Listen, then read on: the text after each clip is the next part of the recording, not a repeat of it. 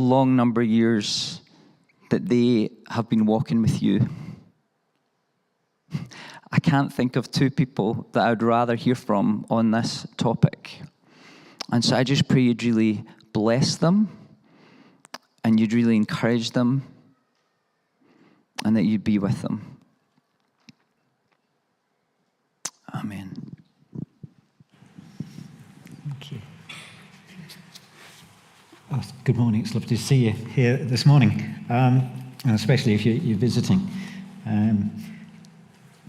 Most of you who've been with us for a while will know Alice crops up in all sorts of places, and a lot of you will have heard her story before, but I thought it's a really good opportunity this morning just to allow her to share a little bit about the journey that she's been on in her Christian walk. So, Alice, how long have you been part of the St. John's family? Seems like forever, but you know. Yeah, about 20 years. So my husband and I moved to Lithgow 2003. So it was around then started coming along to St. John's. Right, okay, and you've seen things change a lot in that time then? Yeah, lots happening, lots of, yeah. Okay. So you I can't remember what age you were, but you had a fairly life-changing incident. Do you want to just talk us through that a little bit? So when I was 19 and I was a second-year medical student at Glasgow, I was involved in a car accident with 3 of my friends from home, which was Ayrshire, and we were parked we'd broken down and we were parked in the hard shoulder, and another car came into the back of us, and the driver had sadly fallen asleep, and our car went on fire, and 2 separate lads stopped and managed to get us out of the car, which was incredible. So yeah, that was life-changing, quite dramatically in an instant, really. Yeah, and you suffered some fairly serious injuries yourself.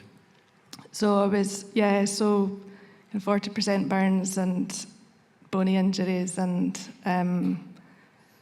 so I was in the burns unit for 4 months, and then kind of 2 years of kind of monthly surgeries over that time. That sounds really, really difficult, and it's difficult for anyone who hasn't been through that sort of intensive care to understand just how difficult that is. I wonder if you can talk us a little bit about through your recovery journey, because what was, initially after your accident, you had a faith, but you were also just entering your sort of medical career. Everything in life was, stretching out before you. Everything's exciting, and then suddenly, bang, everything's changed. So, talk us a little bit through your recovery through that time. I was thinking about this, and really, often recovery takes different forms and is over quite a long time. So the initial kind of 4 months in the burns unit was very much a kind of survival. Yeah. It was, I guess, having to just cope, I think, with the pain and the treatment I was receiving, and I wasn't really able to think too much, really. Looking back on it was, but it was probably the time in my life that I felt God most close. It wasn't an intellectual knowing, but it was a deep sense and presence, and so there was something of being held while I had to really it was like my body dealing. There's a lot of medication, there was a lot of, I guess it was something of survival, but in that I felt like almost there was a sense of God, knowing God before I could cognitively and rationally start to understand. So there was something of a God stepping in before, which I think is something of that continual story that, so that in some ways was an amazing experience of of being held by God, of being known by God. And yeah, there was something of an existence and a coming through something, but knowing a deep strength to manage each day. And there was a lot of people praying, and I had a real sense of that. And there were a couple of instances where there was that sense of God's deep, I know you, I see you. And there was times that miracles happened in terms of dressing changes and things when I was feeling like I can't do this anymore. So there was just a real sense at that early stage of God's partnership. And then it was kind of 2 years of being at home back with my parents. And I would say that's when the kind of loss and something of a sense of despair at times, how is this going to actually, what's my life going to look like? And dealing with all that I'd lost, I guess. But I remember, because there was a question about doubt, and for me, for different ones of us, doubt might come out in anger. For me, it was more like kind of going inwards and a kind of drawing in myself. But I sensed that God was just gently trying to get my attention. I remember one time I just had this picture of God within the Trinity saying, how can we show Alice that our love? Because she's struggling to feel it. She's struggling to feel it. She's just so kind of tight. And there was just sense of, we'll get this person to phone, we'll get this person to go and deliver flowers, we'll get this person to pray. And there was just such a sense of that. And just dealing with going up to Glasgow for weekly ops and then recovering for 3 weeks.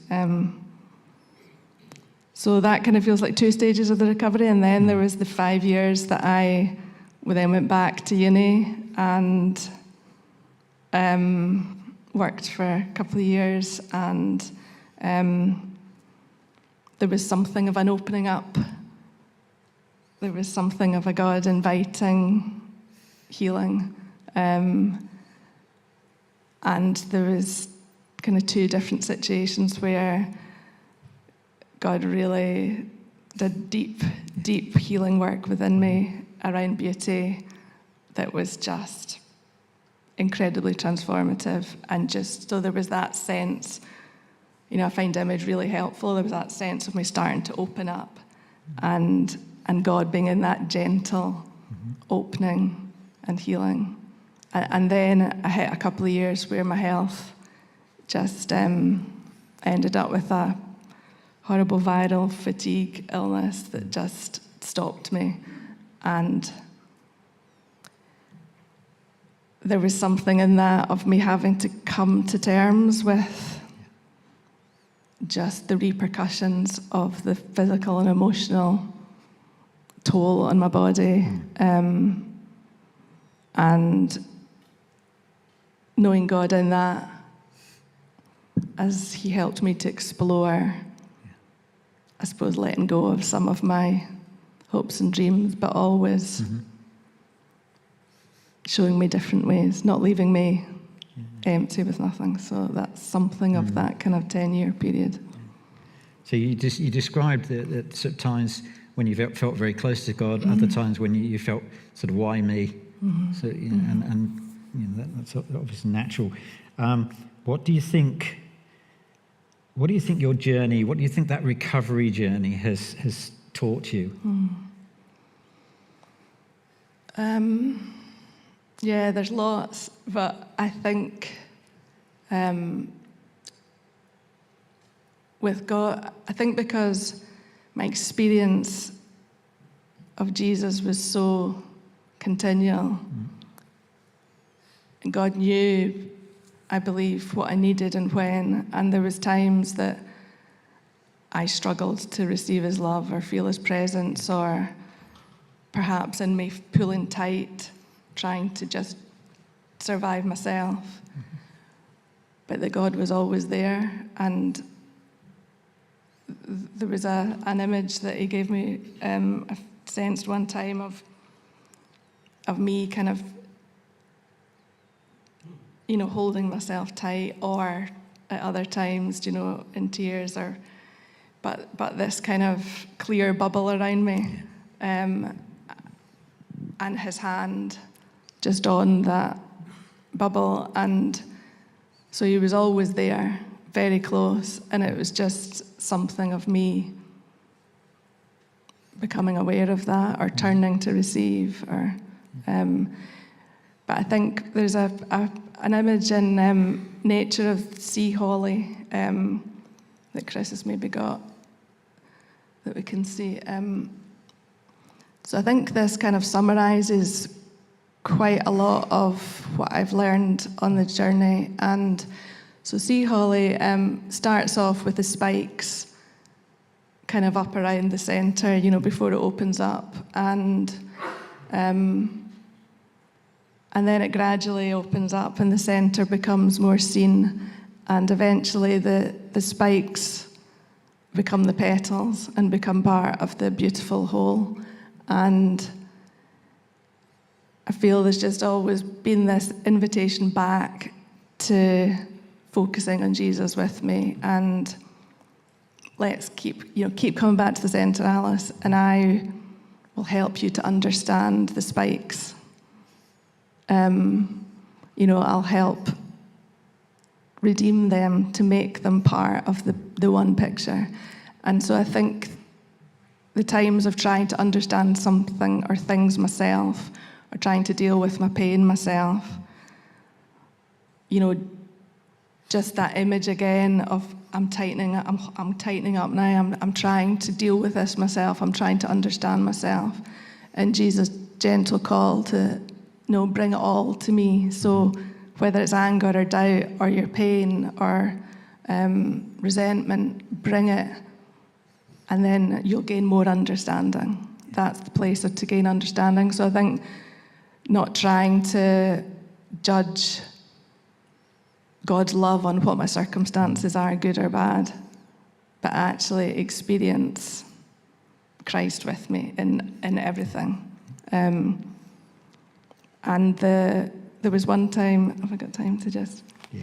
Not quite. That I'd got all these books, gathered all these books on pain and suffering to try to gain greater understanding myself. And there was a little family that moved next door that needed care, and that the wife was going through cancer treatment, and they had a little girl needing looking after. And there was something in Jesus just inviting me to bring his heart and his love and his experience greater than I had understanding. So. Lovely, thank you. Alice, there are so many in this fellowship and indeed out with the fellowship who've just experienced the love that you've given back. So you've received love and you've given it back, and I bless you for it. Thank you. Thank you.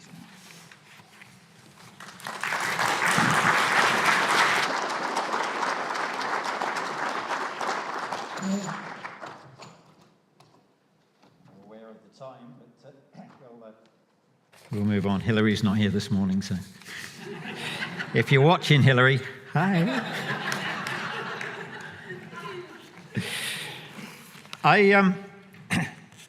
I just wonder what your response to adversity is. Do you start from a position that happiness is a right? And maybe you think it should be the norm for Christians. Christians, we're supposed to be happy, Or maybe you're the sort of person who thinks life is a complete burden and happiness is basically some sort of daydream. I know a few people like that like sort of disaster magnets. Have you met them? I mean, oh, dear me. I think in this sort of post-Enlightenment age, we've become completely confused about what we actually expect from life. If we believe that science has all the answers, then surely there should be a pill for every ill, including that I feel bored or I feel, unhappy. If it's the government's job, then surely we should just sit back and expect the government to do something about it. If it's dependent on our being successful, we may just lose ourselves in our career. If it's dependent on how many followers we have on social media, we just get lost in cyberspace completely. If it's about money, we worry ourselves sick about how much we have. But wait, those of you who were here last week, David's challenge to you. Do you remember David came out and said, tell me someone who's never let you down. Do you remember that? I found it fascinating. I immediately thought of the famous meme about Sunday school, where the Sunday school teacher says, what's brown and furry and lives in a tree, and everyone's deathly quiet, and then eventually one kid sort of tentatively sticks a hand up and says, well, I know the answer is supposed to be Jesus, but it sounds like a squirrel to me. I thought, do you know, that's exactly what I felt at that time. Did you sit there thinking, I know he means Jesus. I know he means Jesus, but I'll have to think of something else to say. So I'll say Liverpool, just for the sake of it. No idea why, Tony, but you see, stating outright that Jesus never lets you down takes us straight to a problem of faith versus doubt. Because I bet you there are plenty of times when you said to yourself, I prayed, but God didn't come through.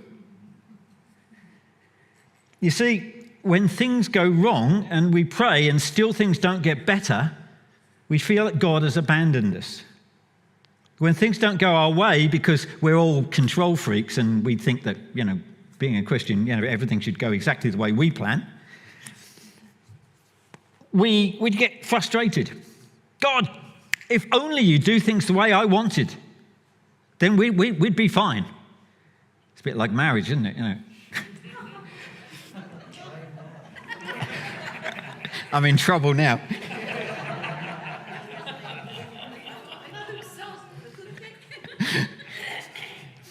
When we hear tales of miracles for other people, but the person closest to us is not healed, despite our desperate pleading with God, we face the problem of professing belief in a God of miracles, but not one who produces on demand.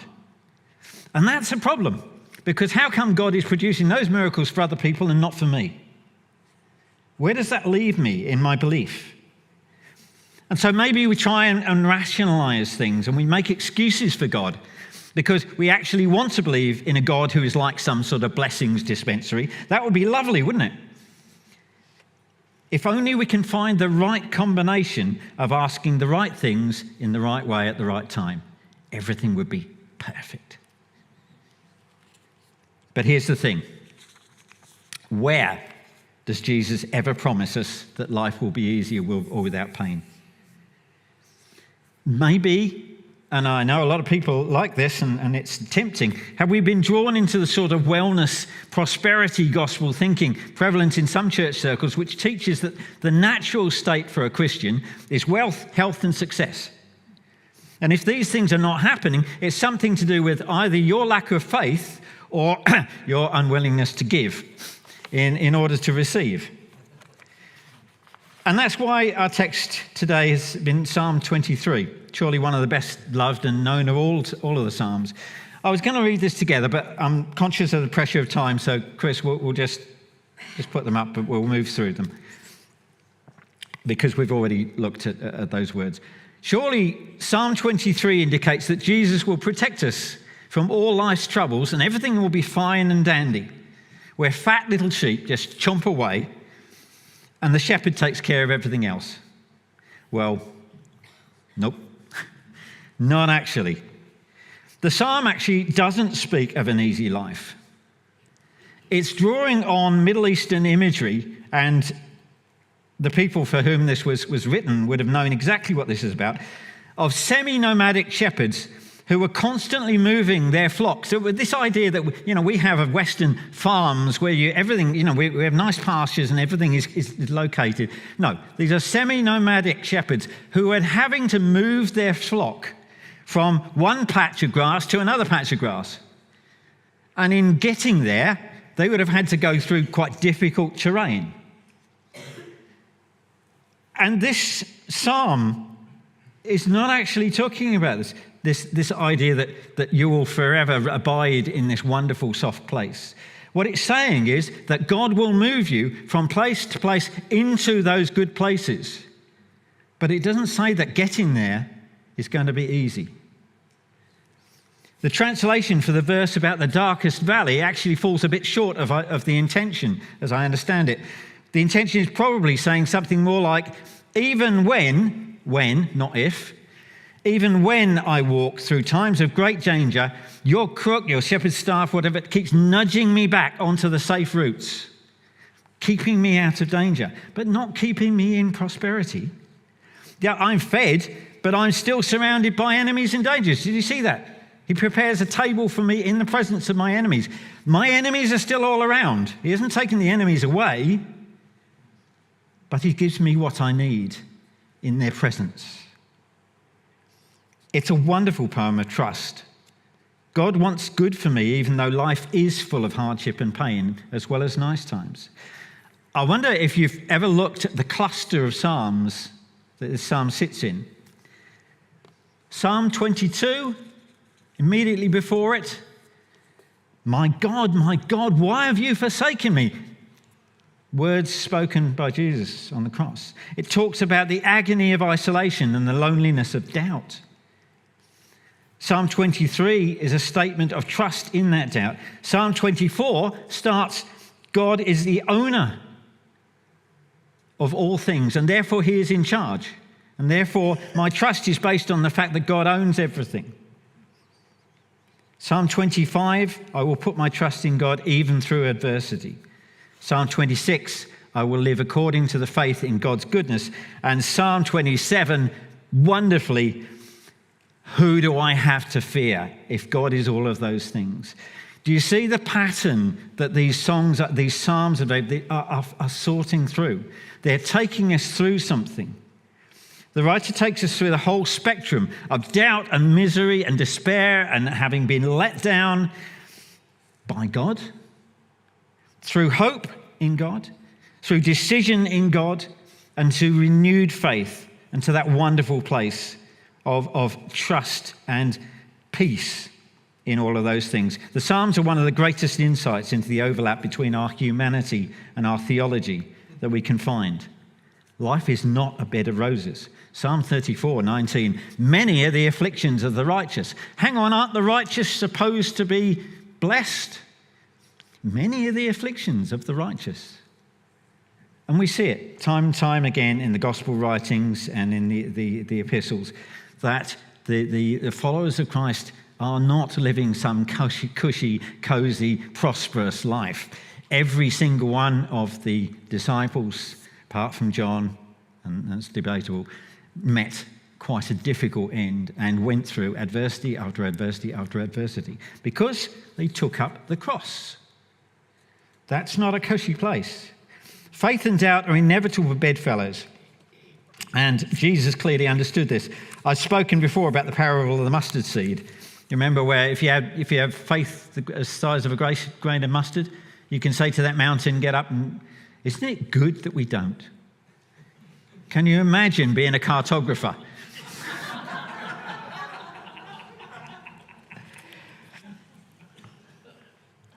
God's miracles, the point is we're still beset by all those doubts which make us human.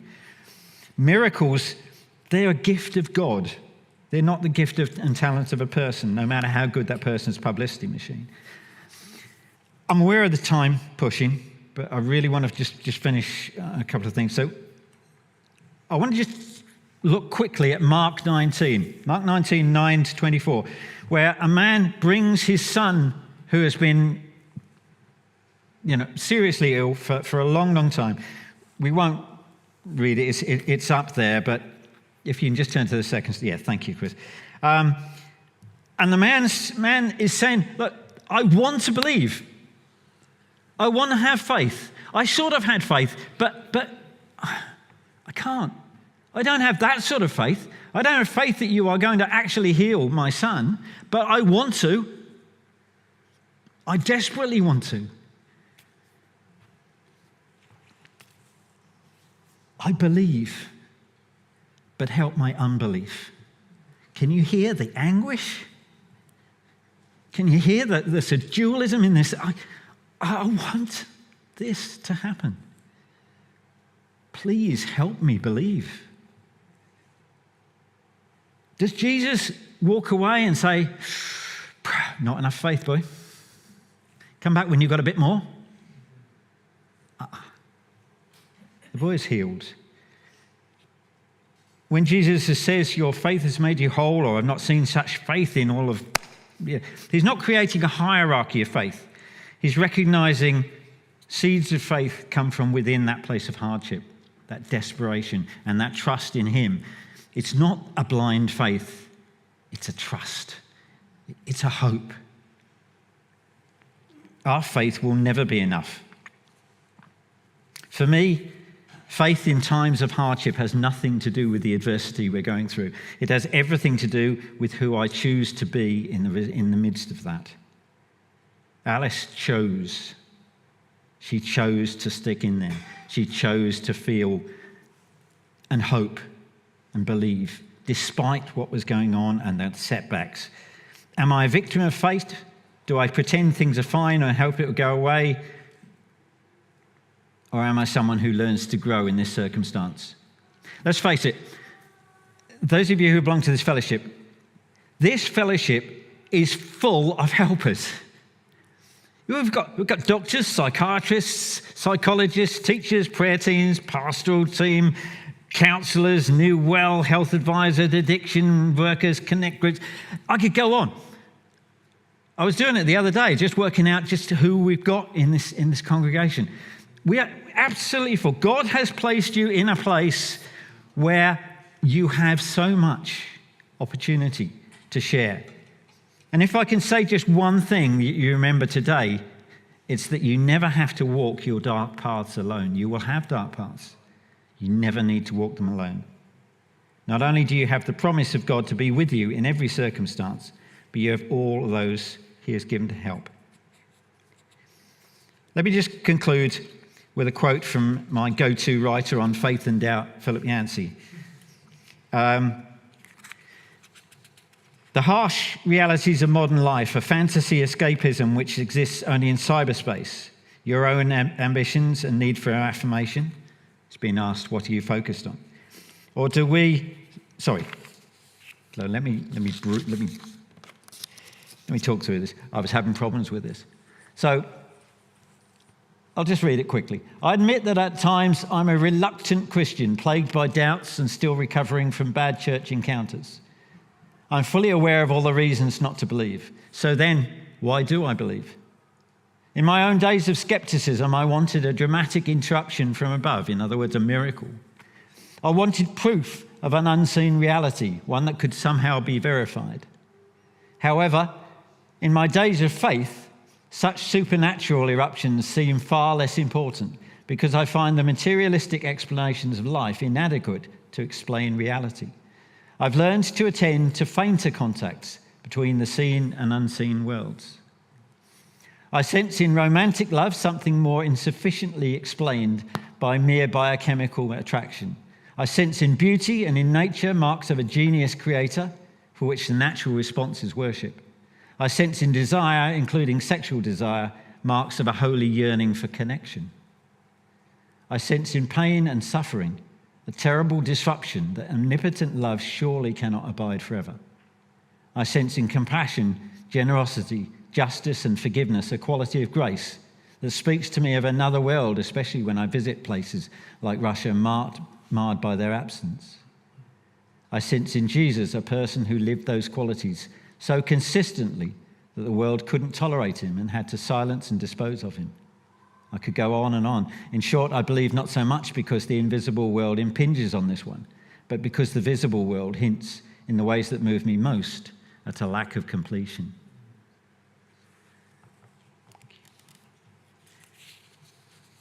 I wonder where your focus is? Is it on the harsh realities of modern life? Or do we, in this melting pot of fears and doubts, hope and experience, joy and pain, anger and peace, find more of the heart of God, as the psalmist David did? Hardship is not an exam to test your faith. I believe it's the breeding ground of character, our empathy, and the greenhouse in which our faith is nurtured and grown. So if you or someone you care for are going through rough times, we have a prayer team, which is available this morning, who would love to pray with you or guide you to someone who can offer more specific support. Maybe the faith you need today is to be able to come and talk to someone instead of being strong and silent or worried that you might seem weak. As the old song says, Jesus knows our every weakness. The key thing is he doesn't condemn us for it. In fact, he loves us for it. You and I are who he came for, those who chose to trust in spite of our baggage, cynicism, failures, bad experiences, and so forth. Each one of us his masterpiece, and precious to him, whatever's going on in your or my crazy life.